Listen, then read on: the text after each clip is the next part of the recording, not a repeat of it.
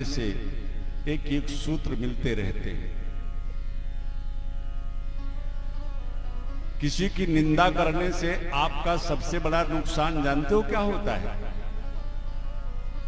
जिसकी निंदा आप कर रहे हो उसके पाप का आप बंटवारा कर रहे हो।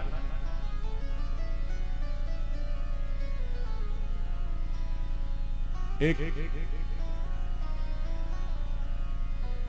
महात्मा संजोग से उनका नियम था कि एक ही व्यक्ति से भिक्षा लेते थे, जो मिल जाए उसी में उस दिन वो निर्वाह करते थे। कई बार ऐसा भी होता था, कुछ माताएं बाबा बड़े काम में लगे हैं, दूसरे घर को देख लो। महात्मा को दूसरे घर जाना ही नहीं है, सो उस दिन भगवान की इच्छा मानकर, भगवत इच्छा मानकर व्रत धारण कर लेते। ओह प्रभु, आज आपकी कृपा से आपका व्रत करने का अवसर मिला। संयोग से एक दिन महात्मा जी जा रहे थे तो उधर से उस नगर का राजा अपनी सेना के साथ आ रहा था। महात्मा ने राजा के सामने ही कमंडल कर दिया, महाराज कुछ भिक्षा दो। राजा नास्तिक प्रवृत्ति का था। राजा ने अपने मंत्री से कहा कि इसके कमंडल में घोड़े की लीद भर दो। मंत्री ने भर दिया। एक ही घर से भिक्षा लेनी थी महात्मा को, लेकिन महात्मा तो सरल चित्त, न कोई राग न कोई द्वेष।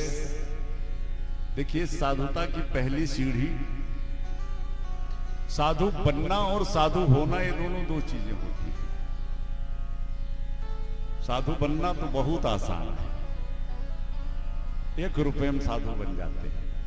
1 रुपए बढ़िया नारंगी रंग ले, अपना कपड़ा बाल्टी पानी डाल के भिगो, पहनो, टीका लगा के चल दो, महात्मा जी जाए रहे। साधु बनना जितना आसान है भैया, साधु होना उतना ही कठिन है।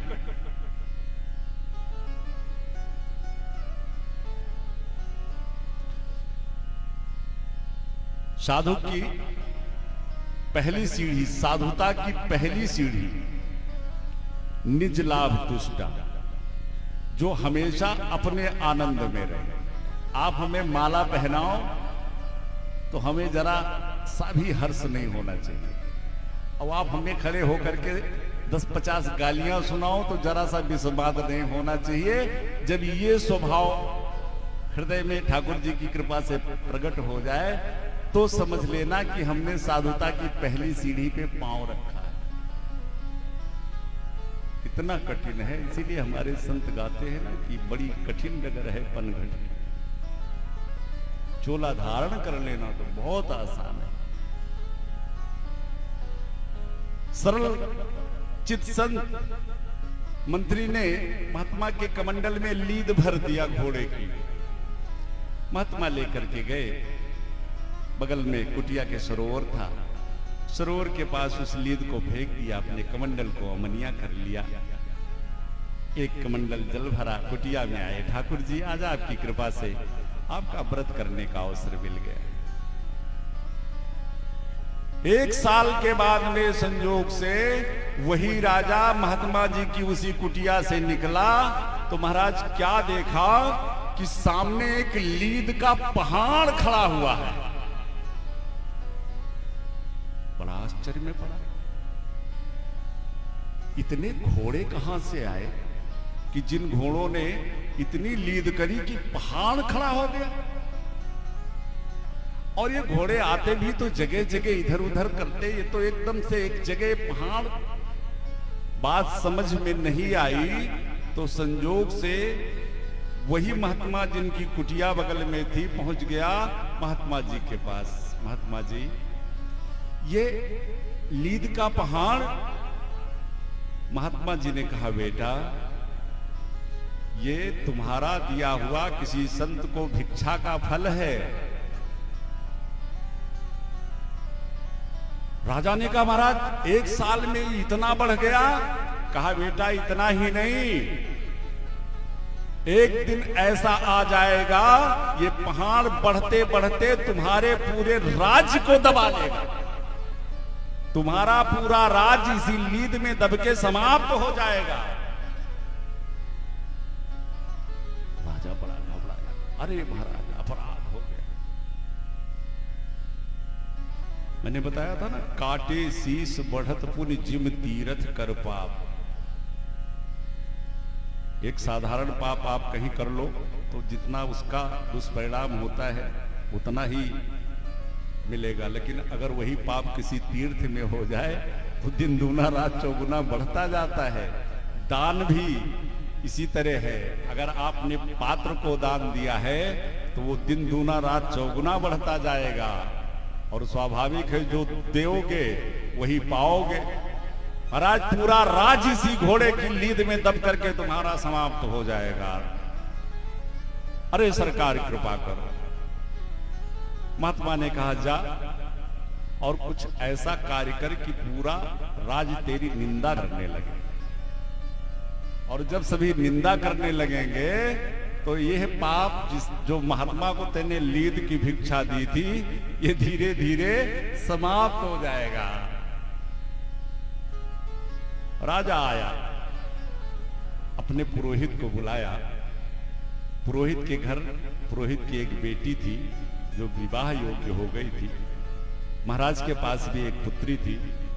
पुरोहित से कहा, महाराज अपनी बेटी को आप कुछ दिन के लिए मेरे महलों में मेरी बिटिया के पास छोड़ दो।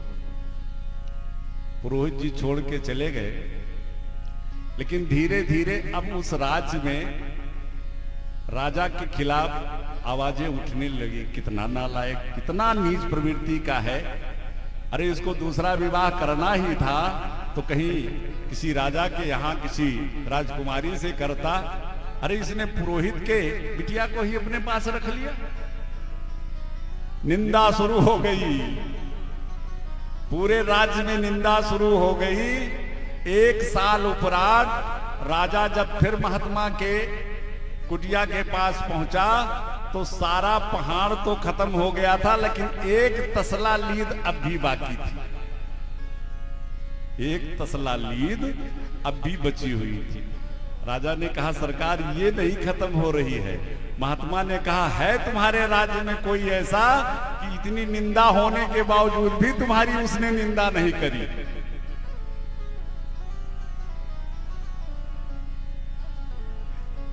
और ये तो तुम्हें भोगना ही पड़ेगा, ये तो तुम्हें अगले जन्म में खाना ही पड़ेगा। राजा ने कहा, महाराज कौन है जरा मैं देखूं। महात्मा ने बता दिया, एक बुढ़िया है। राजा दौड़ा दौड़ा गया बुढ़िया के घर, देखा बुढ़िया वो भार भूजने का काम करती थी। कहा, मैया मैं तेरी कुछ सेवा करूं? ना ना ना भैया, मैं तो अपने आप अपनी सेवा सारी कर लेती हूँ। फिर भी राजा बैठ गया। माँ, हम लोग जिस राजा के राज्य में रहते हैं, बुढ़िया राजा को पहचानती तो थी नहीं। माँ, जिस राजा के राज्य में रहते हैं, अरे तो बड़ा निकृष्ट राजा है, इसने पुरोहित के कन्या को अपने पास रख लिया। बुढ़िया ने कहा, राजन वो एक तसला लीद तुमको खानी ही पड़ेगी। मैं तुम्हारी निंदा में सम्मिलित नहीं होंगी, मैं तुम्हारी निंदा में सम्मिलित नहीं होने वाली। अब राजा को और आश्चर्य हो गया, ये बुढ़िया और इसको त्रिकालज्ञता प्राप्त हो गई है, ये भूत भविष्य और वर्तमान को जानने वाली हो गई है। पहुंचे महात्मा जी के पास। महात्मा जी ने कहा, भाई उस बुढ़िया ने अपने जीवन में कभी किसी की निंदा नहीं करी है, और उसके फलस्वरूप वो भूत भविष्य वर्तमान तीनों की ज्ञाता हो गई है। तो एक तसला लीद तो राजा को खानी ही पड़ेगी। निंदा इतना भयानक